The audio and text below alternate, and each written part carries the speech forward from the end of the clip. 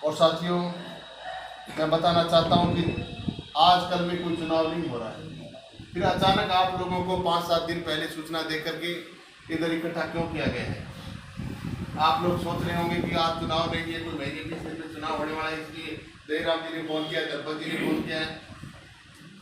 दरपत जी अपने गाँव वालों को भी लेके आए। मैलाना से कितने साथी है? मैलाना से ये गांव से लेकर के आए इतने सारे साथियों को, बाकी साथी और गांव से आए हैं। तो मतलब किस लिए लेकर के आए हैं? कोई कल वोट नहीं पड़ रहा है, वोट का टाइम पड़ा है, लेकिन मैं आपको बताना चाहता हूँ शॉर्ट में कि चुनाव से 15-20 दिन पहले 4 लाख लोग मैदान में उतरेंगे। धन्ना सेठ चुनाव मैदान में आएंगे। एमएलए एमपी जो बड़े बैठे हैं, जिन्होंने 5-5 साल की राजस्थान प्रदेश में बंदरबाट कर रखी है कि 5 साल कांग्रेस राज करे, 5 साल बीजेपी राज करे, वो लोग अपने धन का इस्तेमाल करेंगे, बाहुबल का इस्तेमाल करेंगे और नशा पता हमारे समाज को खिला करके उन्हें एमएलए एमपी बन करके मात्र 15 दिनों में चुनाव जीत करके चले जाते हैं। इसलिए आज ये आप लोगों को बताने के लिए पहले बैठक बुलाई है कि हम लोगों को, क्योंकि हमारे बुजुर्ग 70 साल से पहले आ रहे हैं, लेकिन अब की बार हम लोगों ने प्लान बनाया कि चुनाव से पहले गांव-गांव ढाणी जाकर के समाज के लोगों को बताएंगे कि चुनाव के समय में 4 लाख लोग आए, भले पैसा लेकर के आए, भले दारू लेकर के आए, भले कोई नशा पता लेकर के आए, हमारे समाज को गुमराह ना कर सके। इसलिए आप लोगों को इधर बुलाने का काम किया है। और जितने साथी यहाँ पधारे हैं, मैं देख रहा हूँ घंटे भर से सुन रहे हैं, 2 घंटे से सुन रहे हैं, ये भली बात इस बात को समझ चुकी है कि हमारा असली मिशन क्या है। ये नीला पट्टा आपके गले में डाल करके बताया गया है कि साथियों आप हमारे साथी हो। ऐसी नहीं डाला गया जबरदस्ती, इसलिए ये बताया गया कि आप इधर पधारे हो तो बहुजन मूवमेंट की आप में टीस है, बाबा साहब अम्बेडकर के जीवन संघर्ष की आपके दिल में टीस है। यानी सभी साथी जो इधर पधारे हैं बाबा साहब अम्बेडकर के जीवन संघर्ष से और माननीय कांशीराम जी और बहन कुमारी मायावती आस्था लेकर के आए हैं, तभी तो बीएसपी की मीटिंग में आए हैं। इसलिए मैं आपको बताना चाहता हूं कि साथियों, माननीय कांशीराम जी से पहले, जैसा कि पूर्व साथी ने बताया है कि 14 अप्रैल 1984 से पहले इस देश के अंदर हमारे क्या हालात थे। बाबा साहब अम्बेडकर के बारे में हमारा समाज नहीं जानता था, महात्मा ज्योतिबा फुले के बारे में नहीं जानता था, छत्रपति साहू जी महाराज के बारे में नहीं जानता था, लेकिन संतों के बारे में थोड़ा बहुत हमारे बुजुर्ग जानते थे।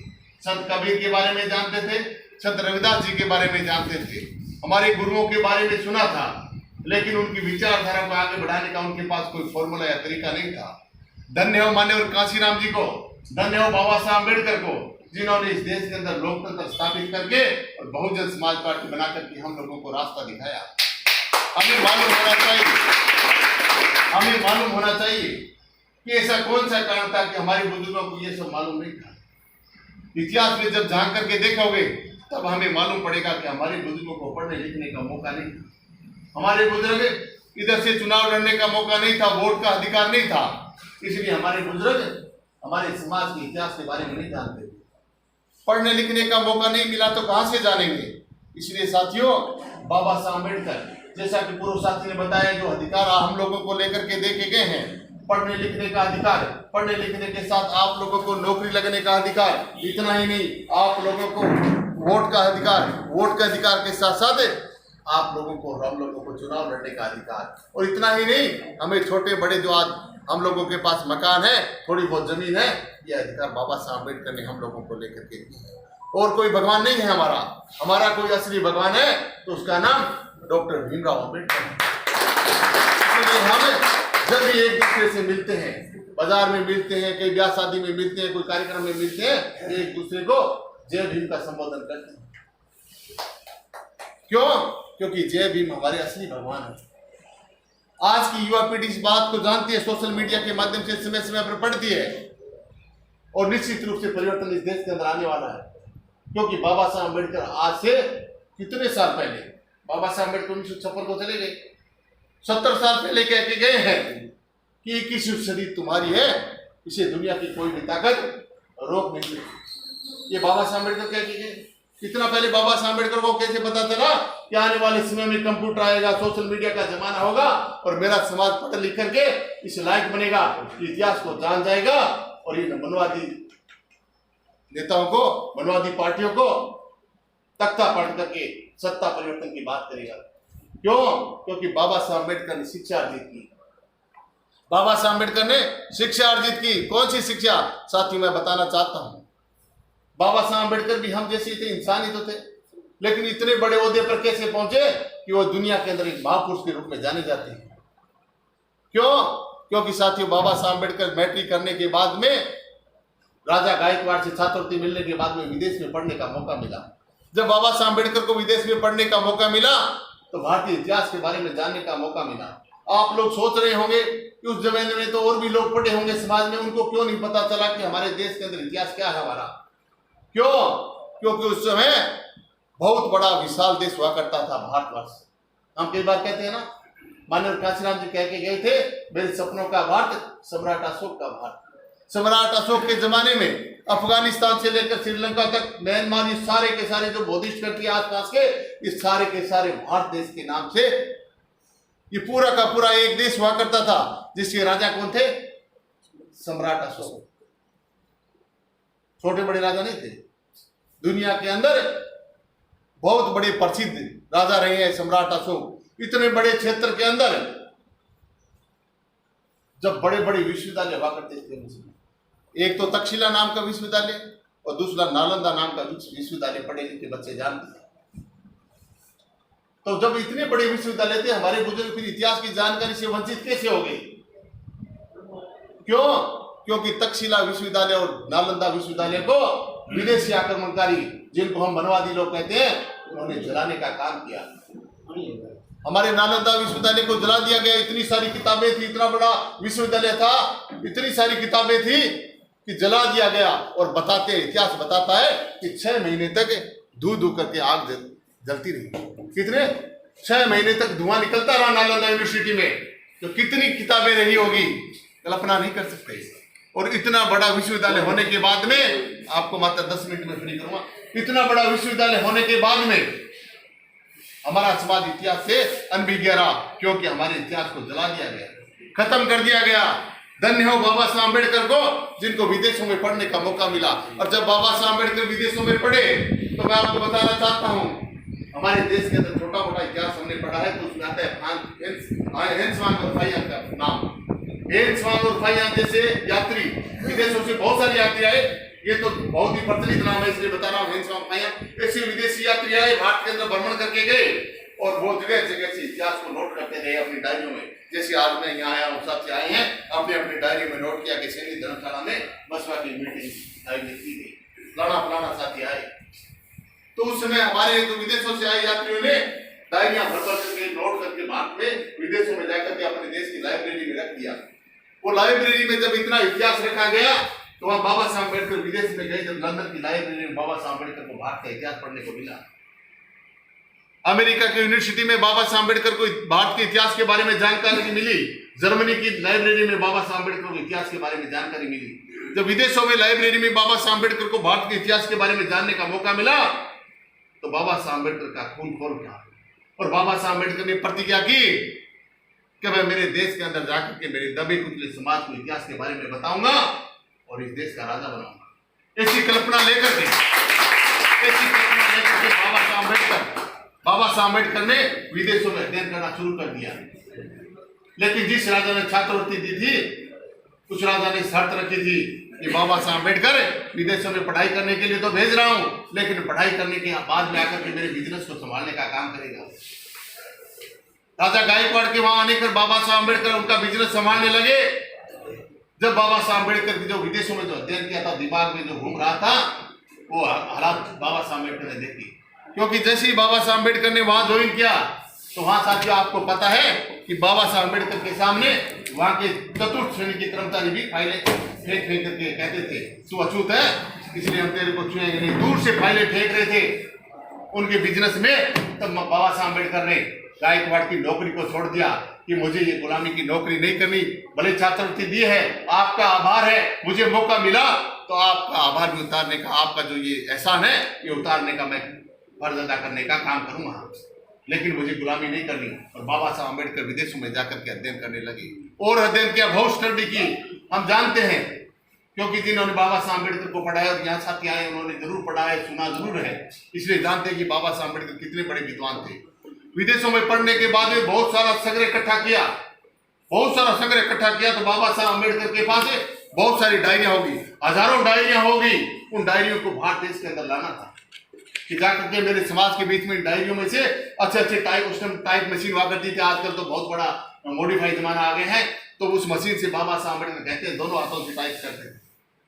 सुनने में आता है, हम कहते हैं कि दोनों हाथों से टाइप करते थे और टाइपिंग दोनों हाथों से होती है, लेकिन बाबा साहब अम्बेडकर की स्पीड इतनी थी कि दूसरे टाइप करने वाले से डबल थी, क्योंकि बाबा साहब अम्बेडकर को पता था कि तेरी उम्र इतनी नहीं है जो इतनी सारी डायरियां तो टाइप कर सके। इसलिए बाबा साहब अम्बेडकर दिन रात जाग करके, कहते हैं बाबा साहब अम्बेडकर रातों रात जागते थे। क्यों जागते थे? क्योंकि बाबा साहब अम्बेडकर अपनी डायरियों को जो विदेशों में अपने समाज के इतिहास इकट्ठा करके आए, उनको टाइप करके मैं अपने समाज को पेश करना चाहते थे कि मेरा समाज आने वाले समय में इतिहास को पढ़ेगा और जानेगा।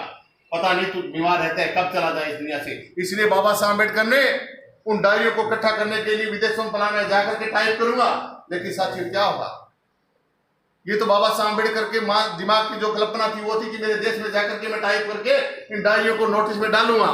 लेकिन आपको मालूम है हजारों डायरियां जब विदेशों में बाबा साहब अम्बेडकर ने लिखी, ब्रेड खा करके, पापड़ खा करके लिखी, उन डायरियों को जब बाबा साहब अम्बेडकर देश के अंदर ला रहे थे, एक समुद्री जहाज से बाबा साहब अम्बेडकर ने बिल्टी कटा करके डायरियों को जमा करा दिया कि मेरे देश में चली जाएगी।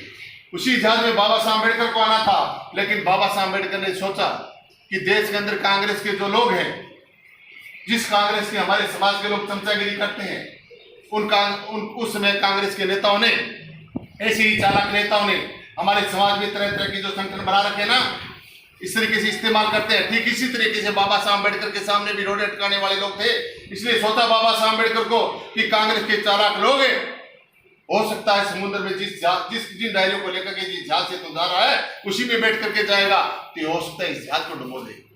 इसलिए बाबा साहब अम्बेडकर ने बड़ी चालाकी से, बड़ी समझदारी से जो बहुत सारी डायरियां थी उनको दूसरे जहाज में भेजा और खुद दूसरे जहाज में चढ़ करके आए। और आपको मालूम होना चाहिए, जिस जहाज के अंदर बाबा साहब अम्बेडकर अपना इतिहास लेकर के आ रहे थे, उस जहाज को कांग्रेस के लोगों ने डुबो दिया समुद्र में। बाबा साहब अम्बेडकर को पता था या तो डायरियां पहुंच जाएगी या फिर मैं पहुंच जाऊंगा। लेकिन साथियों, जितनी बातें बाबा साहब अम्बेडकर के दिमाग में रही वो आकर के बाबा साहब अम्बेडकर ने टाइप की और हमारे इतिहास को जिंदा रखा। हमारा इतिहास इसी जिंदा नहीं रहा। हजारों डायरियां डुबो देने के बाद में, विदेशों में इतनी लाइब्रेरियों को पढ़ने के बाद में, बाबा साहब अम्बेडकर का विशाल जो दिमाग था, उसके अंदर जितना दिमाग में जो बात थी वो फटाफट फीड करके हम लोगों को इतिहास के बारे में बता करके गए। ये आपका इतिहास है। विदेशों में डायरी में मुझे पढ़ने को मिला है, ये जर्मनी में मिला, ये अमेरिका में मिला, ये लंदन में मिला है, वो सारा इतिहास बाबा साहब अम्बेडकर जल्दी जल्दी हम लोगों को लिख करके देके गए। बाबा साहब अम्बेडकर जिंदा पहुंच गए तो हम लोगों को ये आज मौका मिला है। नहीं तो अगर ऐसा ये चालाक लोग समय पर जैसा के बारे में बताया है जिलाध्यक्ष जी ने, ठीक उसी तरीके से हम लोगों पर बार बार हमले होते रहे, हमारे नेताओं पर हमले होते रहे, हमारे महापुरुषों पर हमले होते रहे। लेकिन साथियों, जिन लोगों ने बाबा साहब अम्बेडकर के मिशन को समझा है, जिन्होंने संत कबीर, संत रविदास की विचारधारा को समझा है, उन्होंने किसी प्रकार से अपने अपमान की, हम लोगों की परवाह नहीं की और निरंतर आगे बढ़ते रहे और इस कारवां को आज यहाँ तक ला करके छोड़ा है। ये छोटी बात नहीं है। और आज आदरणीय बहन कुमारी मायावती जी नेता है, लेकिन हमारे समाज के लोग तरह तरह के संगठन बना करके घूम रहे हैं। मैं इनको बताना चाहता हूं और आप लोगों को बताना भी चाहिए जाकर के समाज के बीच में कि साथियों, आप लोग अम्बेडकरवादी नहीं हो सकते। वो कहते हैं हम अम्बेडकरवादी हैं, इधर हम कहते हैं अम्बेडकरवादी है। तो साथियों, जब भी सामने बैठो, बहस करो, तब आपको उनको बताना पड़ेगा एक पढ़े लिखे, क्योंकि वो भी पढ़े लिखे हैं, हम भी पढ़े लिखे हैं, इसलिए एक दूसरे को गुमराह नहीं कर सकते। लेकिन आप लोगों को अपने बहस में जीतना पड़ेगा, ये बाबा साहब अम्बेडकर कह के गए हैं। लेकिन कैसे जीत पाओगे? क्योंकि उनको आप कह सकते हो आप सच्चे अम्बेडकरवादी नहीं हो। क्यों? क्योंकि बाबा साहब अम्बेडकर तो लिख के गए हैं, आपका एक नेता होगा, आपकी एक पार्टी होगी, आपका एक वोट होगा, आपकी एक ही ताकत होगी, एक ही मूल्य होगा, फिर आप लोग अलग अलग संगठन बना करके कैसे घूम रहे हो? इसलिए साथियों, आपको बताना पड़ेगा, इस देश के अंदर सबसे बड़ी पार्टी है बहुजन समाज पार्टी। जब बहुजन समाज पार्टी सबसे बड़ी पार्टी है, उसकी नेता आदरणीय बहन कुमारी मायावती जी है, तो फिर आपका अम्बेडकरवाद कहां चला जाता है? क्या आप अपने नेता को स्वीकार नहीं करना चाहते? हम दूसरे नेता तैयार करने को तैयार बैठे, लेकिन बाबा साहब अम्बेडकर की विचारधारा को नहीं मानते, जिन्होंने कहा था आपका सिर्फ एक नेता होगा, एक संगठन होगा, फिर आके अलग अलग सीट बना के हम क्यों घूमते? क्यों? क्योंकि हम असली अम्बेडकरवादी नहीं हो सकते। अगर अलग अलग संस्थाओं में काम करते तो हम असली अम्बेडकरवादी नहीं हो सकते, क्योंकि बाबा साहब अम्बेडकर ने कहा था आपकी एक यूनिटी होगी, आपका एक नेता होगा, एक वोट होगा, एक मूल्य होगा। फिर हम अलग अलग कैसे होंगे? इसलिए आप लोग आराम से इस बात को कह करके उनके साथ बहस जीत करके उनको झूठा अम्बेडकरवादी साबित कर सकते हैं। इसलिए मैं कहना चाहता हूं कि आज जहां जितने भी साथी इधर पढ़ा रहे हैं, आपको ये काम करना पड़ेगा, जा करके बताना पड़ेगा कि बाबा साहब अम्बेडकर के जीवन संघर्ष के बाद हम लोगों को मान सम्मान बख्शा है। ज्यादा लंबी चौड़ी बात नहीं कहते हुए फिर माननीय कांशीराम जी के जीवन संघर्ष के बारे में बताना चाहता हूं कि माननीय कांशीराम जी जिन्होंने बाबा साहब अम्बेडकर की बनाई आरपी, एक ही पार्टी थी, उसी में जुड़ना था, क्योंकि बाबा साहब अम्बेडकर ने कहा था कि आपका एक ही पार्टी में एक ही नेता होगा, इसलिए आरपीए को चुनने का काम किया और आरपीए के वर्कर बनकर के आप लोगों को मालूम है महाराष्ट्र में 7 साल तक संघर्ष किया। 7 साल संघर्ष करने के बाद में और बाबा साहब अम्बेडकर की किताब को पढ़ने के बाद में आपने समय समय पर सुना है कि माननीय कांशीराम जी ने नौकरी छोड़ दी, पूरी जिंदगी शादी ब्याह न कराने का फैसला कर लिया, अपने नाम से 1 रुपए का बैलेंस नहीं होगा, ऐसे पढ़ लेकर के माननीय कांशीराम जी इस मिशन में लगे। इतना करने के बाद में जब आरपीए में काम करने लगे, आरपीए का ऐसा बैनर देखा, उसमें बाबा साहब अम्बेडकर का फोटो लगा हुआ था, उस बैनर के पीछे हो लिए और आरपीए की मीटिंगों में जाने लगे। ये असली अम्बेडकरवाद यही है। लेकिन क्या होता है साथियों, मैं आपको शॉर्ट में बताना चाहता हूं कि एक बार आरपी जो अम्बेडकरवादी पार्टी और दूसरी तरफ कांग्रेस जो गांधीवादी पार्टी, जिस कांग्रेस ने बाबा साहब अम्बेडकर के सामने जीवन में रोड़े अटकाने का काम किया, इन दोनों पार्टियों का समझौता हो रहा था। इन दोनों पार्टियों का पूना की गाड़गे धर्मशाला में समझौता हो रहा था। उस समय 521 सीटें हुआ करती थी। उन 521 सीटों का समझौता हुआ। माननीय कांशीराम जी पीछे पीछे बैठे थे, उस धर्मशाला में पीछे पीछे बैठे थे और पीछे पीछे बैठे सोच रहे थे कि आज बहुत बड़ा समझौता हो रहा है अम्बेडकरवाद और गांधीवाद के बीच में। देखता हूं अम्बेडकरवाद के हिस्से में क्या आता है और गांधीवाद के हिस्से में क्या आता है। और जब समझौता हुआ तो माननीय कांशीराम जी सुन रहे थे और समझौता होने के बाद में देखा कि 520 सीटें गांधीवादी कांग्रेस के हिस्से में आई और 1 सीट अम्बेडकरवादी पार्टी आरपीए के हिस्से में आई। ये 1971 की घटना है, जब माननीय कांशीराम जी को 7 साल नौकरी छोड़े हो चुके थे, आरपीए में वर्कर के रूप में 7 साल काम करते हो चुके थे। तब माननीय कांशीराम जी ने देखा कि 1 सीट गांधीवादी, 1 सीट अम्बेडकरवादी पार्टी आरपीए को और 500 सीट गांधीवादी पार्टी कांग्रेस के हिस्से में। तो ये समझौता नहीं, ये बाबा साहब अम्बेडकर के साथ धोखा है। ये बाबा साहब अम्बेडकर के साथ धोखा, ये अम्बेडकरवाद नहीं हो सकता। जो आरपीए के वर्तमान नेता चला रहे हैं, बाबा साहब अम्बेडकर ने जिस विचारधारा को पनपाने का काम किया देश के अंदर, वो अम्बेडकरवाद तो ये नहीं हो सकता। और माननीय कांशीराम जी पीछे पीछे से उठ करके आंखों में आंसू लेकर के चले गए। वो नौजवान शख्स आंखों में आंसू लेकर के चले गए और जाकर के पूना के अंदर बाबा साहब अम्बेडकर की बहुत बड़ी प्रतिमा लगी थी। उस प्रतिमा के आगे जाकर के माथा टेका कि बाबा तेरा मिशन अधूरा, कांशीराम। ये पढ़ लेकर के माननीय कांशीराम जी उत्तरी भारत में आ गए। उत्तरी भारत में आकर के पूरे देश के अंदर बामसेट नाम का एक बहुत बड़ा संगठन बना करके, आप लोगों को मालूम है 6 दिसंबर 1978 को बामसेट बना करके दिल्ली के अंदर लाखों कर्मचारियों को इकट्ठा करके कि लाखों कर्मचारी मुझे पैसा देंगे और इस पैसे के बलबूते पर बहुजन समाज पार्टी को आगे बढ़ा, ये बहुजन मूवमेंट को आगे बढ़ाने का काम करूंगा, क्योंकि उस समय तक बहुजन समाज पार्टी नहीं बनी। बहुजन मूवमेंट को आगे बढ़ाने का काम करूंगा। और फिर साथियों आप लोगों को मालूम है 6 दिसंबर 1981 को DS4 बना करके माननीय कांशीराम जी ने एक बहुत बड़ा क्रांतिकारी प्रयोग किया। उत्तरी भारत में 4-5 स्टेट में चुनाव लड़ करके, दिल्ली, हिमाचल प्रदेश, हरियाणा, इधर चुनाव लड़ करके एक बहुत बड़ा प्रयोग किया और DS4 को पहले चुनाव में 1% वोट पड़ गया। 1% वोट पड़ते माननीय कांशीराम जी ने कहा, हिमाचल की एक सभा में कहा, उस समय की रिकॉर्डिंग तो नहीं है लेकिन माननीय कांशीराम जी का जब इतिहास पढ़ने को मिलता है तब मालूम पड़ता है कि शिवालिक की पहाड़ियों में माननीय कांशीराम जी का जो हाथी खो गया था वो मुझे हिमाचल की शिवालिक पहाड़ियों में मिल चुका है। ये हाथी इंसान से नहीं मिला, ये हाथी इंसान सिर्फ आदरणीय बहन जी का, माननीय कांशीराम जी का ही नहीं, ये बाबा साहब अम्बेडकर का लाया हुआ निशान है। ये बाबा साहब अम्बेडकर का लाया हुआ निशान है हाथी इंसान, और इस निशान को जिंदा करने का माननीय कांशीराम जी ने काम किया। और जब 1% वोट पड़ा तो माननीय कांशीराम जी ने महाराष्ट्र में जाकर के एक सभा आयोजित की, उन लोगों को बताने के लिए जिन्होंने बाबा साहब अम्बेडकर को धोखा दिया, उनको सामने बिठा करके कहा कि महाराष्ट्र के लोग कहते हैं बाबा साहब अम्बेडकर की विचारधारा तो अच्छी है पर कामयाब नहीं हो सकती। नमस्कार। तब मान्यवर कांशीराम जी ने कहा कि विचारधारा तो अच्छी है, अगर नीयत किसी की सच्ची है तो ये विचारधारा कामयाब भी हो सकती है। और मान्यवर कांशीराम जी ने अपनी नेक नीयत से काम करके 14 अप्रैल 1984 को दिल्ली के वोट क्लब पर हम लोगों को एक बहुत बड़ा राजनीतिक मंच बना करके दिया, जिसका नाम बहुजन समाज पार्टी है। ये बहुजन समाज पार्टी है जिन्होंने हमें नीले रंग के बारे में बताया, ये बहुजन समाज पार्टी है जिन्होंने हमें नीले रंग के बारे में बताया कि हमारा इतिहास का रंग है।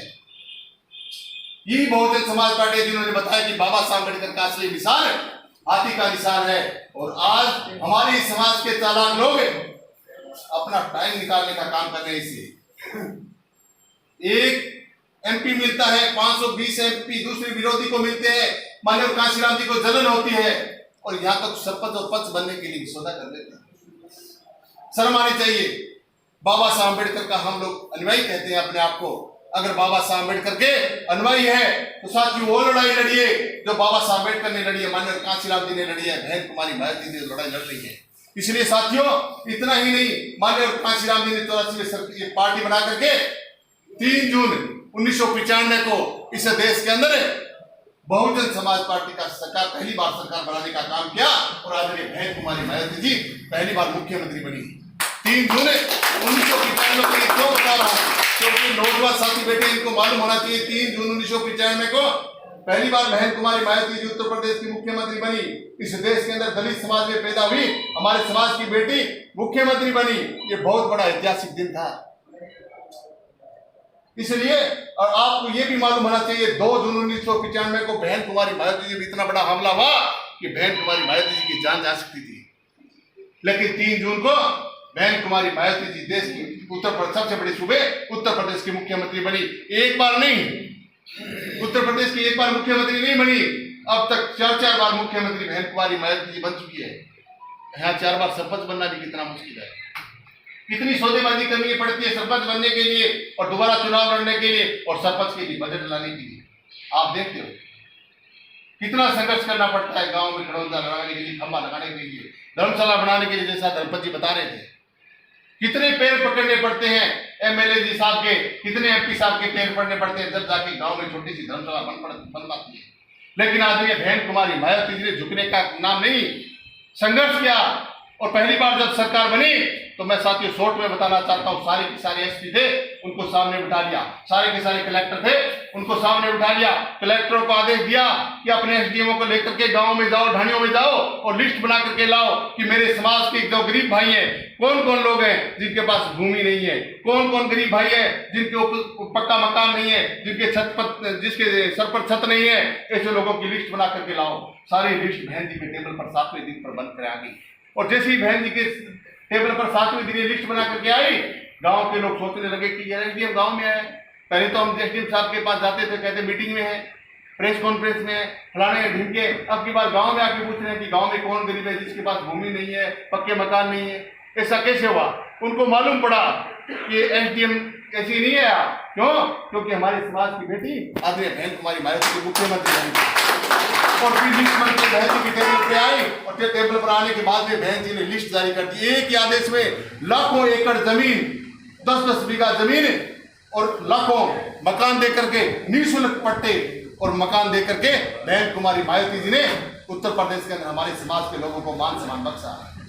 गरीब भाइयों को भले किसी समाज में हो उनको पक्के मकान और निःशुल्क पट्टे देने का काम किया। ऐसे नहीं हुआ, ये बहन जी की ताकत का कमाल था, बहन जी के स्वाभिमान का परिणाम था। नहीं तो बहन जी भी सौदा करके दूसरी राजनीतिक खेल खेल सकती थी, लेकिन बहन जी ने ऐसा नहीं किया। और जितने एसपी आई डीआईजी थे उनको सामने बिठा लिया कि आप लोग सरकारों के इशारे पर गुंडे बदमाशों को शरण देते हो। मैं कहना चाहती हूँ आप लिस्ट बना करके लाओ। उत्तर प्रदेश से उसमें 85 जिला हुआ करते थे, उत्तराखंड 7वें था, सारी लिस्ट बना करके लाओ। कितने गुंडे बदमाश हैं जो गांव में गुंडा बदमाशी करते हैं, मेरी बहन बेटियों की इज्जत लूटते हैं, गरीबों का खून शोषण करते हैं, बुजुर्गों का अपमान करते हैं। उनकी लिस्ट बना करके लाओ। नौजवानों का जो मर्डर करते हैं उनकी लिस्ट बना करके आओ। लिस्ट बन करके आ गई और बहन जी के पास जो लिस्ट बन करके आई, मैं आपको आंकड़े के हिसाब से बताना चाहता हूं, 1,61,000 गुंडे बदमाशों की लिस्ट आई। सरकार क्या करती है? एक गुंडा बदमाश होता है तो यह शुरू में उसको भी जेल में डालने का काम नहीं करती, उसको शरण देती है, उसके एमपी शरण देते हैं, एमएलए शरण देते हैं। लेकिन बहन कुमारी मायावती जी की 1,61,000 गुंडे बदमाशों की लिस्ट आई, एक ही आदेश में सबको उत्तर प्रदेश के अंदर जेल में डालने का काम किया। सरकार की परवाह नहीं की, गुंडे बदमाशों को शरण नहीं दी जैसे कांग्रेस बीजेपी वाले देते हैं। उन पर गैंगस्टर एक्ट लगा करके बहन कुमारी मायावती जी ने जेल की सलाखों में डालने का काम किया। और मैं बताना चाहता हूं, इतना ही नहीं, बहन कुमारी मायावती जी ने हमारे समाज के लिए बड़ी बड़ी यूनिवर्सिटियां खोली, बड़े बड़े जो जिले बनाए, उनमें जिलों का नाम किसका रखा? संत कबीर, संत रविदास, महात्मा ज्योतिबा फुले, छत्रपति साहू जी महाराज, हमारे संतों गुरु और रहबरों के नाम पर जिलों के नाम रखे गए।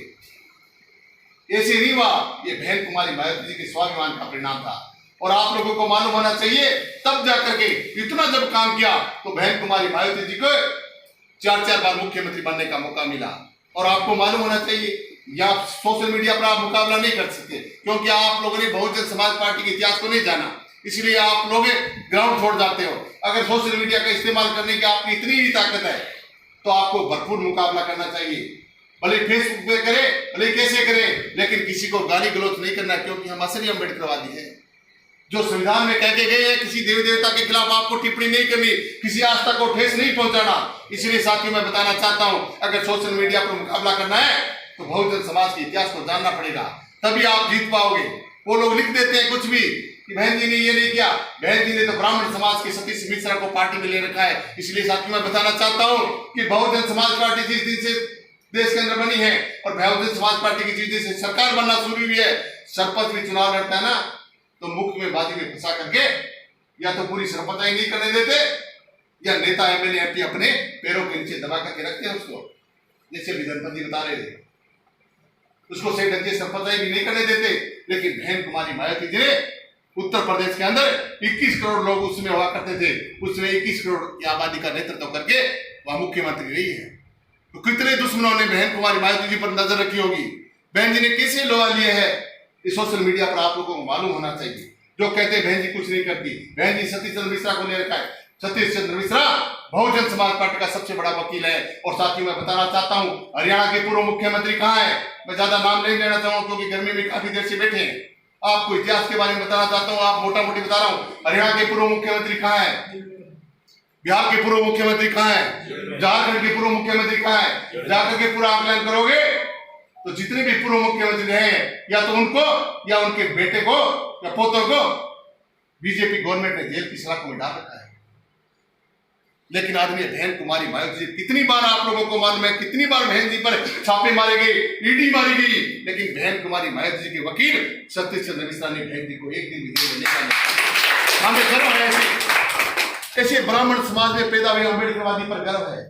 और जो हमारे समाज में पैदा होकर के झूठे अम्बेडकरवादी बन करके उन लोगों के तलवे चाटते हैं, ऐसे अम्बेडकरवादी हमें नहीं चाहिए। हमें वो अम्बेडकरवादी चाहिए जो भले ब्राह्मण समाज में पैदा हुए हो, भले ठाकुर समाज में आपके मनोज न्यागल जी चुनाव लड़े इधर, समय पर आप लोगों पर आक्रमण होता है, डांगावास कांड हुआ, साथियों हमने आंखों से देखा। जयपुर की सड़क को जाम करने का काम अगर किसी ठाकुर समाज के बच्चे ने पहल की तो उसका नाम मनोज न्यागल है। आंखों से देखा है, ये किसी की सुनी सुनाई बात नहीं है। जो ठाकुर समाज में पैदा होकर के हमारे लिए संघर्ष किया है। आप लोगों को मालूम है ठाकुर समाज में पैदा हुए, ये तो यहाँ की स्थानीय बात थी। ठाकुर समाज में पैदा हुए देश के प्रधानमंत्री वीपी सिंह ठाकुर समाज में पैदा हुए। हम ठाकुर से सीधे नफरत कैसे कर लेंगे? भैया जो बाबा साहब अम्बेडकर की विचारधारा से सहमत है तो उसको ठाकुर मान करके नफरत क्यों कर लेंगे? हम जातिवादी व्यवस्था के जब एक तरफ तो खिलाफ करते हैं, दूसरी तरफ उसका पक्षधर करते हैं, तो फिर हम असली अम्बेडकरवादी नहीं हो सकते।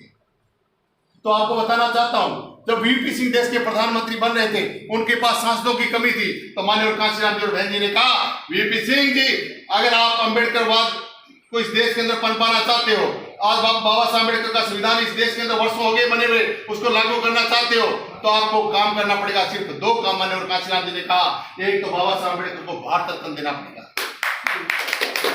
हालांकि वीपी सिंह चाहते थे कि आपके 3 सांसद जीते हुए हैं, उसमें उन्हें एक आदरणीय बहन कुमारी मायावती जी की थी, उनमें 3 सांसद में इनको किसी को गृह मंत्री बना दूंगा, किसी को रक्षा मंत्री, लेकिन नहीं, लालच में नहीं आए। माननीय कांशीराम जी और बहन जी इन्होंने कहा कि हमें बाबा साहब अम्बेडकर को भारत रत्न चाहिए, कोई मंत्री पद नहीं चाहिए।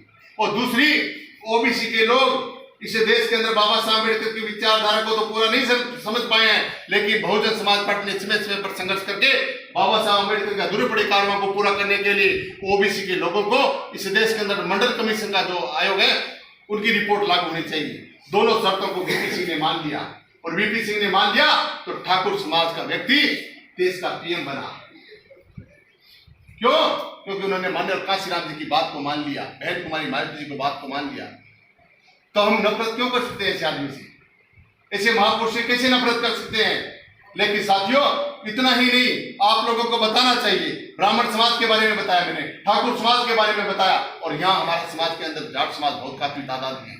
आपको समाज के बीच में चौपाल में बैठे हो, चुपचाप नहीं निकलना चाहिए। ये बसपा की मीटिंग से आया है, चौधरी साहब के पास से चौपाल में जो बैठे हैं, ताश खेलते हैं, बैठे रहते हैं, हटाई करते हैं, उनसे सीधा सीधा नहीं निकलना चाहिए। जय भीम कहो और बताओ उनको बता दो, आराम से प्रेम से बता दो कि हम बाबा साहब अम्बेडकर की विचारधारा पार्टी की मीटिंग में जाकर के आए हैं।